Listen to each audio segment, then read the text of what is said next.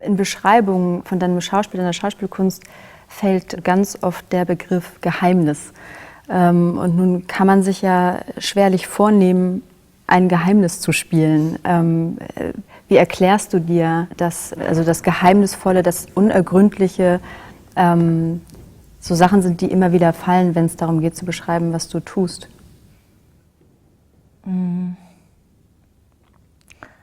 Kann ich natürlich schwer sagen. Also ich mache ja einfach alles, für mich ist ja alles ganz klar, was ich mache. Also ich nehme mir das auch nicht vor, irgendwie jetzt geheimnisvoll zu sein oder so. Ich habe natürlich darüber auch schon nachgedacht, wenn man das immer so gespiegelt bekommt, dann fängt man an, darüber nachzudenken. Ich könnte mir vorstellen, vielleicht hat es so damit zu tun, dass ich mich oft, ja, ich glaube, ich bin einfach so, dass ich mich oft weigere, Sachen zu 100% festzulegen. Also, dass ich wirklich sage, genau so und so ist es jetzt hier mit der Figur und genauso spiele ich es auch, genauso sollt ihr es auch verstehen irgendwie. Ich glaube, da habe ich irgendwie so, da weigere ich mich oft, weiß nicht, vielleicht, ich glaube, das interessiert mich nicht so. Diesen ganz klaren Moment. Ich glaube, das ist auch was in dem Leben, so wie ich mir vorstelle, dass man es vielleicht abbilden kann im Theater, auch nicht stattfindet. Also ich glaube, also ich erlebe es auch in meinem persönlichen Leben nicht, dass es immer diese Momente gibt, wo etwas ganz klar wo jeder genau sagt, was er denkt, wo der Situation komplett ja, wo man einen anderen ganz genau versteht, wo man genau weiß, also es gibt vielleicht, aber eher nicht. Und ich glaube, deswegen interessiert mich das im Spiel auch nicht. Ich habe ja auch das Gefühl, also mir geht es zumindest so, wenn ich dir zugucke, dass es so eine äußere Ruhe, manchmal fast Reglosigkeit gibt, aber eben, dass unten drunter eine große Leidenschaft ist, große Emotionen, was aber einen total interessiert und wo man ständig dann auch darüber nachdenkt, was mit der Figur los ist. Ist es dir im Laufe deiner Berufsjahre auch ein bisschen bewusst um eine Reduktion gegangen oder ist das von Anfang an Teil deines Spiels gewesen? Ich glaube, dass das von Anfang an so eher Teil meines Spiels war. Also bewusst habe ich mich an keinem Punkt dazu entschieden, irgendwie, ich möchte jetzt so oder so eine Schauspielerin sein. Überhaupt nicht.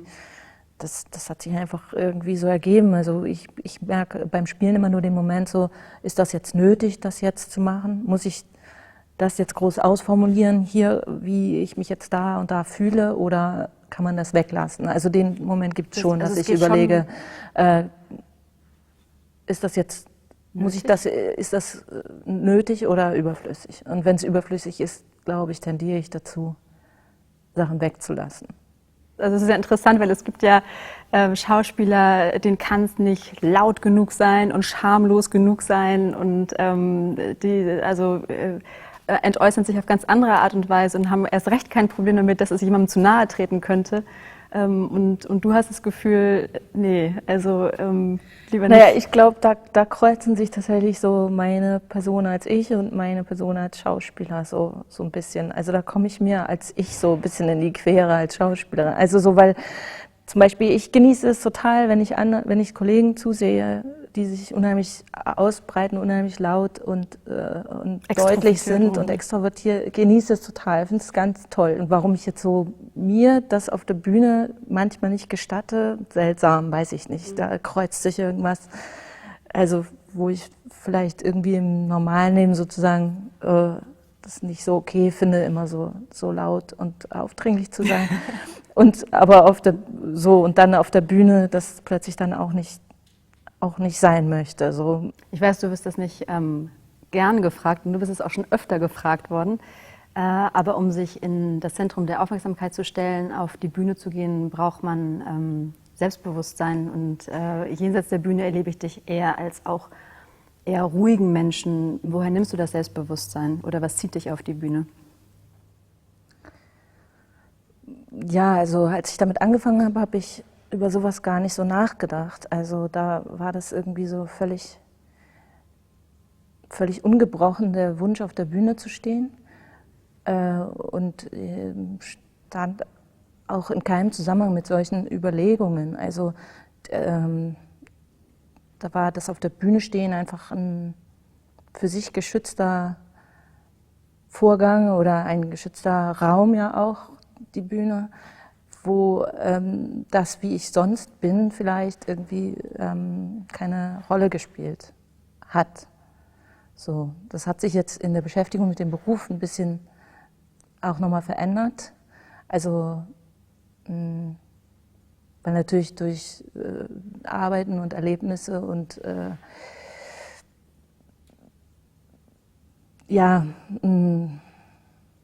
setzt man sich ja permanent mit dem, was man da tut, auseinander und dadurch gibt es jetzt im Moment für mich diese reine Form von ich bin nur auf der Bühne und nur in diesem Moment als Schauspielerin, so wie das am Anfang war, versteht man das? Also gibt es jetzt so nicht, weil zu viele Gedanken drumherum irgendwie entstanden sind. Also dieser ganz, für mich gibt es nicht mehr diesen ganz geschützten Bühnenraum, wo ich einfach nur Theater spiele und nur diese Rolle meinetwegen bin, wenn man das so sagen will.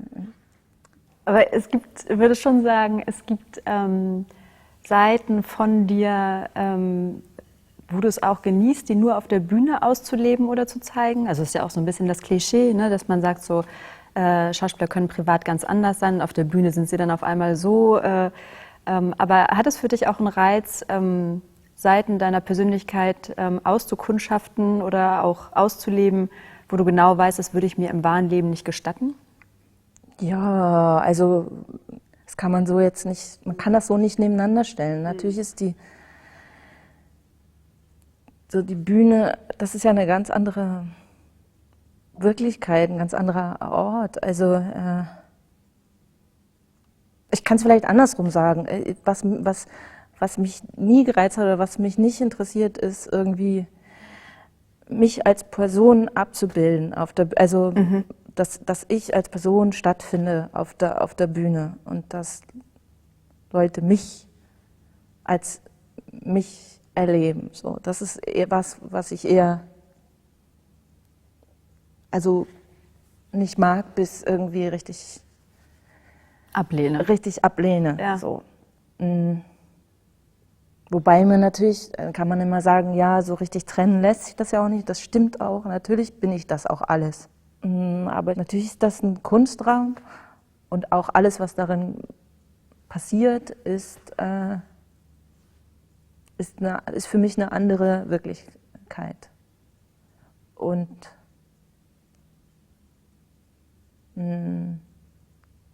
also ich bin zum Beispiel auch wirklich jemand, der den Bühnenraum auch ich habe den auch gern geschlossen und heilig sozusagen. Also, dass das, was da stattfindet, auch erstmal eine Grenze hat zu dem, was auch nur im Umgang hinter der Bühne stattfindet. Also so, wo erstmal die Verabredung ist, es findet etwas statt, was mit dem wahren Leben außen erstmal nichts zu tun hat. So. Also jede Rolle ist auf jeden Fall mit der Zeit, in der sie entstanden ist, verwoben. Also die Sinneseindrücke vermischen sich. In so einer Zeit ist man ja meistens mehr auf der Probe als irgendwo anders. Und natürlich ist das die gelebte Zeit von dieser Zeit. Und natürlich verwebt sich das mit mir, das, was ich da auch als Figur sozusagen erlebe. Also das kann man jetzt, wüsste ich nicht, wie man das jetzt so komplett trennen kann.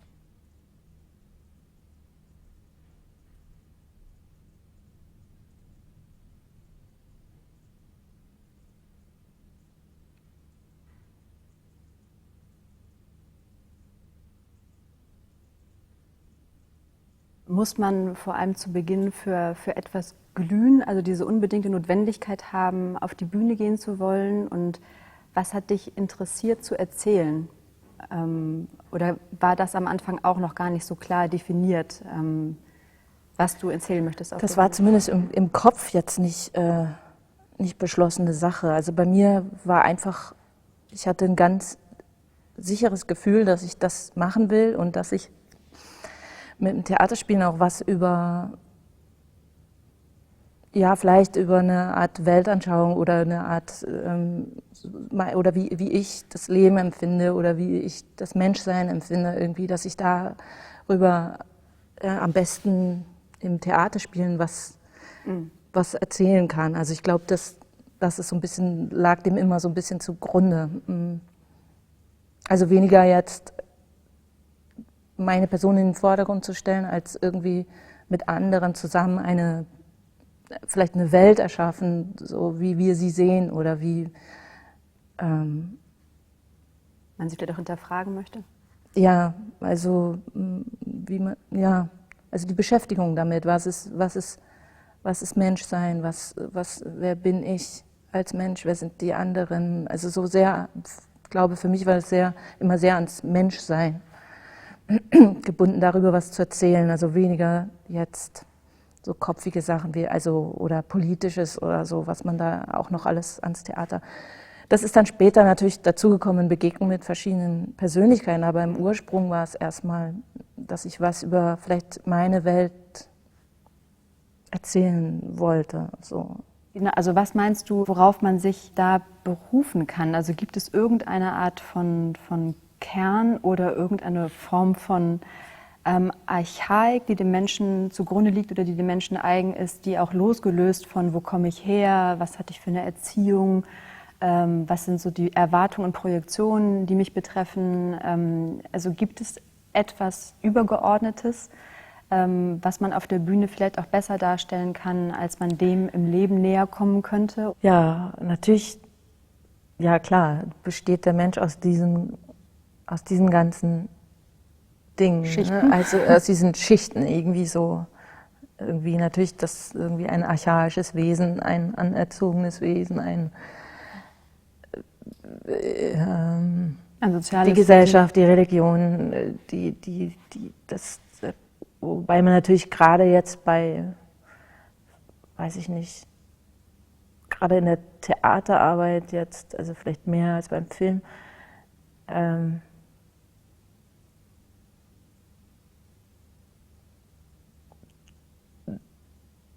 schon mehr diese archaischen Kräfte sucht, glaube ich. Also, was meinst du, sind das?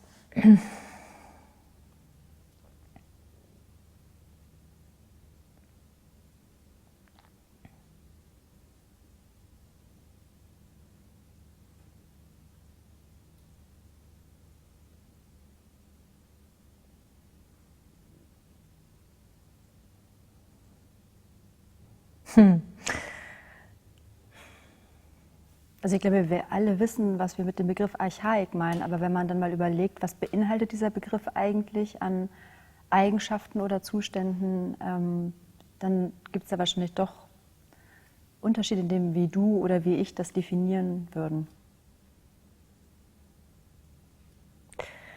Na, ich glaube, also überhaupt so die Kräfte, die dazu dienen, einen am Leben zu halten. Ne? Also ich glaube, es geht viel um Überleben, um sich durchsetzen.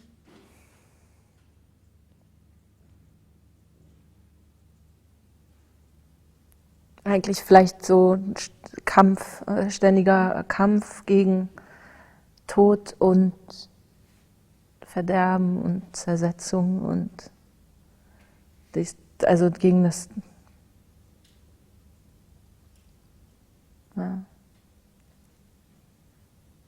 Überlebenskampf vielleicht, so ganz blöd gesagt. Ja, aber ist ja gar nicht so blöd gesagt eigentlich. Ja, Überlebenskampf vielleicht. Oder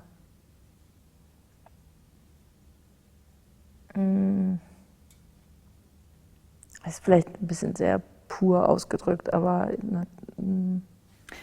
glaube, genau darum geht es ja letztlich. Also das, was das Theater ja möglicherweise leisten kann, ist, dass man zu diesen Grundlagen des Menschseins vordringt oder dass man die transparent machen kann und dass man auch beim Publikum etwas zum Klingen bringt, wovon man im Alltag gar nicht ahnt, dass es da ist. Und vielleicht ist es eben auch möglich, dass man zu so einer Essenz vordringen kann, die das Leben beinhaltet oder die das Leben ausmacht. Kannst du damit was anfangen oder ist das für dich spürbar, wenn das passiert? Also wenn man etwas spielt, was den ganzen Raum verändert und wo man auch merkt, das Publikum geht das gerade mit oder erlebt das gerade mit? Oder ist es schon so, dass das zwar irgendwie wahrnehmbar ist, aber dass man doch so sehr bei sich ist? Also ich glaube, was ein Theaterabend schon leisten kann, ist jetzt so, bestimmte Dinge herauszufiltern. Also die wir tatsächlich irgendwie so im Normalleben die auch stattfinden, aber natürlich im Zuge von Kompatibilität und funktionieren müssen, natürlich viel, wo natürlich viel unterdrückt wird, so gerade also da ist ja eher so, dass einem Emotionen jetzt als solche gern mal im Weg stehen oder man das Gefühl hat, sie stehen einem Weg, so irgendwie, ich darf jetzt nicht wütend sein, zum Beispiel, weil ich muss jetzt nett sein, so ganz simpel gesagt. Ich habe jetzt Wut, ich darf sie aber nicht zeigen, weil das die Konvention ist. Aber natürlich ist Wut wie andere Emotionen eine bestimmte Energie, die natürlich auch nutzbar ist, sozusagen. Das ist ja nicht ein fester Zustand, sondern das ist ja eine Energie. Und natürlich produziert man sowas auch, also diese Energien, auch als Schauspieler. Und natürlich ist das einfacher, die zu produzieren, wenn sie sozusagen verstanden werden oder wenn da ein Publikum ist, was das auch erleben möchte. Oder ganz wichtig auch versteht, wie es dazu, also zu dieser Energie kam mit einer Figur auf der Bühne. Weil man sonst, glaube ich, verärgert ist, wenn man einfach nur mit einer Energie konfrontiert ist, wo man nicht weiß, wo die herkommt und weswegen die entstanden ist. So. Ich finde es schon wichtig, dass man da auf einem Level irgendwie unterwegs ist. So. Und ja, ich verändere dann womöglich auch mal was, wenn ich das Gefühl habe, sie können mir nicht folgen oder können mich nicht verstehen oder sehen nicht, was ich versuche zu machen. Ja, dann mache ich auch mal was anderes, weil in dem Glauben, dass es dann besser verstanden wird oder so.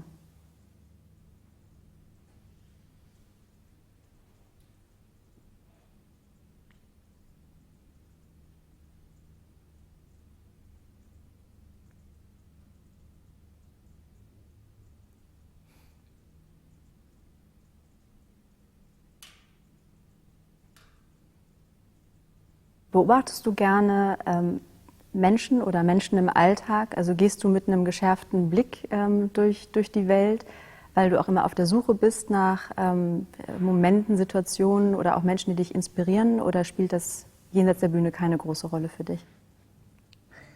Also ich gehe jetzt nicht geplant los und sage irgendwie, ich spiele jetzt die und die Rolle und da muss ich mir jetzt mal ein paar Menschen suchen, die vielleicht so sind oder die mich dazu inspirieren, sondern es ist eher andersrum, dass ich tatsächlich irgendwie Sachen aufschnappe oder Leute beobachte zufällig, wenn ich mal irgendwie Zeit dazu habe oder in der Straßenbahn oder was weiß ich und dass mir das dann später wieder einfällt, also so Momente von aber gar nicht mal, wie jetzt Leute ausgesehen haben, sondern mehr so Situationsgeflechte. Also so, was mich zum Beispiel sehr oft interessiert, sind Motivationen von Menschen, also wie sehr man das ablesen kann. Also jemand sagt was und ich merke so, ich denke sofort, kann ich die Schritte rausfinden, die der da gemacht hat innerlich, um das jetzt zu sagen. So.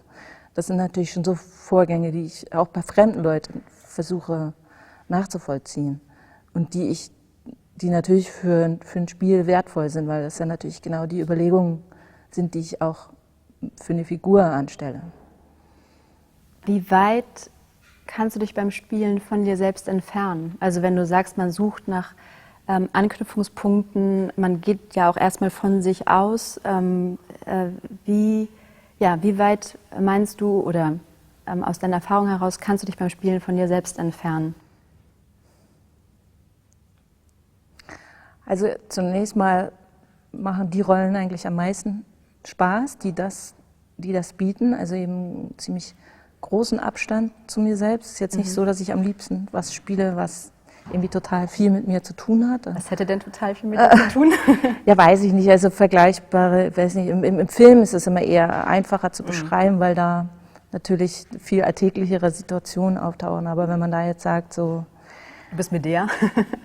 Genau, nein, weiß ich nicht. Eine Frau in einer ähnlichen Situation oder mit irgendwie Problemen, mit denen ich mich vielleicht auch beschäftige oder so. Das ist nicht unbedingt einfacher zu spielen und macht auch nicht unbedingt mehr Spaß. Also so, oft ist es einfacher, sich etwas völlig Fremdes sich etwas Fremdes vorzustellen und dass man da versucht, sich anzunähern. Woraus schöpft man dann dafür, eine Form zu finden, eine Darstellbarkeit zu finden? Kannst du das erklären oder entzieht sich das auch einer Erklärbarkeit, wie man es dann trotzdem schafft, eine Figur zu spielen, die mit einem möglicherweise selber erstmal gar nichts zu tun hat und die auch einen Erfahrungshorizont hat, den man selber nicht hat? Also das muss man vielleicht so ein bisschen aufteilen noch in verschiedene Bereiche. Also natürlich gibt es konkret etwas, was einer Figur zustößt und wo im Stück steht, das und das ist ihr passiert und deswegen geht es ihr jetzt so und so. Also natürlich gibt es diesen Strang, wo man sowieso weiß, okay, die Figur hat eine bestimmte Dramaturgie, die versuche ich natürlich nach außen auch darzustellen, aber dann gibt es natürlich auch die Bereiche, wo es, sag mal so, unlogisch wird oder irgendwie, wo man irrational, wo man das Gefühl hat, okay, an diesem Punkt habe ich einfach das Gefühl klingt auch immer so gefühlig, das meine ich gar nicht, sondern so die Intuition oder wie will man es nennen? Den Instinkt. Ich spüre, was für eine Energie diese Figur an dem Punkt hat. Und wie man diese Energie dann in welche Richtung man die zum Ausdruck bringt, ist nochmal wieder eine andere Frage. Die kann man dann deckeln oder die kann man dann voll rauslassen oder das ist dann ja wieder eine Sache von, was ist sichtbar oder wie zeige ich es dann. Aber davor steht für mich zumindest, da arbeitet ja auch jeder anders, ein Gefühl für diese Energie. Gibt es für dich Dinge, die sich der Darstellbarkeit entziehen? Oder bist du mal an eine solche Grenze gestoßen in der Arbeit, dass du gemerkt hast, das kann ich nicht spielen? Ja, auf jeden Fall. Also so fällt mir jetzt als erstes Verbrennung ein, was wir hier gemacht haben. Das ist einfach von der Thematik her. Also mehrmals vergewaltigt und 10 Jahre im Gefängnis gesessen und vom eigenen Sohn schwanger geworden. Und also so, das sind natürlich so Elemente, wo ich natürlich sage, wie soll ich das denn spielen? Aber das sagen alle. Also das haben wir alle in der Arbeit gesagt, natürlich kann man das nicht spielen. Also natürlich kann man das spielen, aber natürlich kann man nicht so tun, als ob man wüsste, wovon da die Rede ist. Aber darum geht es ja eben auch gar nicht. Es geht darum, sich gedanklich an sowas anzunähern und etwas stattfinden zu lassen, wo den Zuschauern ermöglicht wird, sich ebenfalls an etwas anzunähern, vielleicht auch nur. Ich finde halt nur, mir ist gerade nur so ein Moment eingefallen hier in dem Stück, was lustigerweise auch Überleben hieß. Da ging es ja sehr viel um jüdische Gefangenschaft in Lagern. Und ja, und meine Figur hatte, also die waren Juden und sie hatte ihre Eltern beide verloren. Da gab es auch so eine Szene, wo ich das Gefühl hatte, ich kann mir jetzt nicht anmaßen, das zu spielen. So. Und da habe ich zum Beispiel dann einfach alles weggelassen. Also einfach nur das Text dann so passieren lassen. Also nicht jetzt nur so Text aufgesagt, das meine ich nicht, sondern einfach diesen Moment. Also da gab es eben eine andere Figur, was Almut Zicher gespielt hat, die mir als Figur gesagt hat, ich war als Figur schwanger und sie sagte zu mir, du musst dieses Kind jetzt bekommen, weil sonst wird von eurer, schnürzt mir schon wieder zu, eurer Familie nichts bleiben. Und ja, und das fand ich so ein Moment, wo ich so dachte, ja, also da spiele ich jetzt mal gar nichts, weil ich überhaupt nicht weiß, wie das geht. Es wäre mir peinlich gewesen, irgendwie so zu tun, als ob ich davon irgendwas wissen würde. So. Und das sind dann Momente, wo ich, glaube ich, eher so wie alles loslasse und einfach das dann passieren lasse, was dann halt immer auch passiert, so mit mir oder mit denen, die das sehen, so. Da ist es dann so, glaube ich, dann so freier Fall, weil ja, es gibt einfach so, Momente, wo ich mir vorstelle, wenn ich jetzt jemanden gegenüber säße, der das wirklich erlebt hat, könnte ich ja überhaupt nicht, ja, finde ich halt eine Anmaßung irgendwie, da etwas abzubilden von.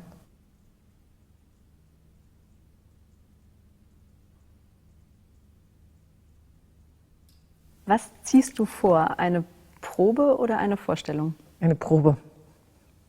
Ganz eindeutig. Ich habe sogar manchmal, also darf man gar nicht so sagen, ne, aber manchmal ganz wenig Lust, eine Vorstellung zu spielen.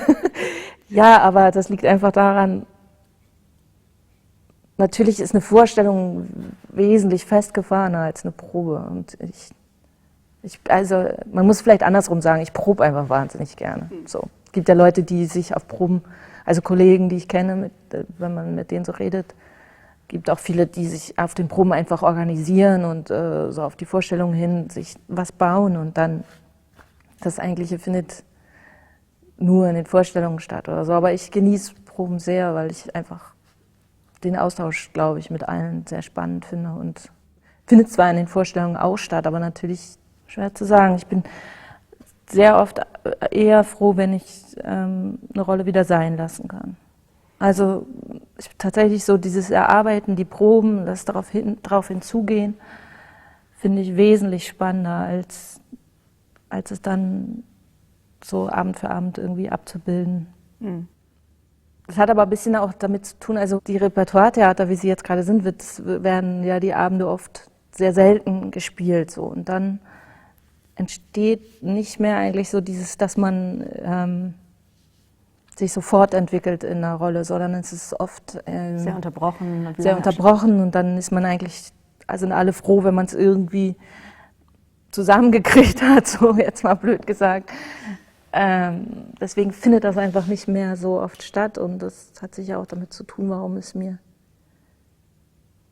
dann manchmal nicht so sehr Spaß macht wie die intensive Probenzeit. Könntest du sagen, was ein Ziel des Spielens ist?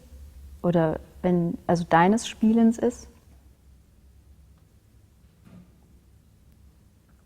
Also ich glaube, ich versuche einfach immer Momente erlebbar zu machen.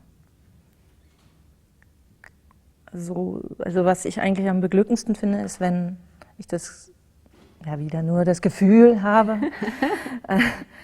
immer dieses Gefühl. Mehrere Menschen erleben etwas in einem Moment, erleben etwas, begreifen etwas, sehen etwas. Und da versuche ich irgendwie beizutragen, so an so einem Abend. Also im besten Fall ist es ja, dass man das alles tut und trotzdem wie neu tut. Mhm. Also das meine ich mit Moment stattfinden lassen. Also so natürlich weiß man genau, was man tun wird, aber trotzdem hat es ja keine Automatik in dem Sinne. Dass man weiß, das und das wird jetzt gleich stattfinden. Es ist vertraut und neu gleichermaßen eigentlich. Genau, ja. Aber trotzdem erlebe ich das ja wieder neu dann. Oder will es ja auch. Das ist ja auch wichtig, glaube ich, für Theater. Also, dass es neu stattfindet, ja.